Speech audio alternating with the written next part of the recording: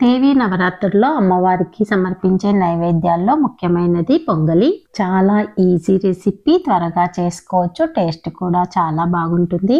ఇందుకోసము ఒక గ్లాస్ బియ్యాన్ని half an hour పాటు నానబెట్టుకోవాలి. ఏ గ్లాస్తో బియ్యం తీసుకున్నామో అదే గ్లాస్తో పెసరపప్పును దోరగా వేయించుకొని కుక్కర్లో వేసి వాష్ చేసుకున్న తర్వాత నానబెట్టుకున్న బియ్యాన్ని వేసి 6 గ్లాసుల వాటరు, క్రష్ చేసుకున్న మిరియాలు, సాల్ట్ వేసి 4 విజిల్లు రానివ్వాలి.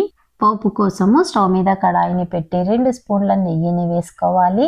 నెయ్యి ప్లేస్లో ఆయిల్ని కూడా యూజ్ చేసుకోవచ్చు.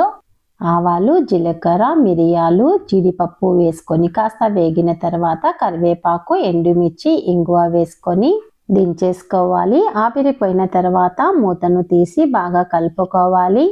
అవసరం అనిపిస్తే కాస్త వాటర్ని యాడ్ చేసుకోవచ్చు. తర్వాత పోపుని వేసి కలిపేసుకొని దేవునికి నైవేద్యంగా సమర్పించుకోవాలి. ఒకసారి ట్రై చేయండి.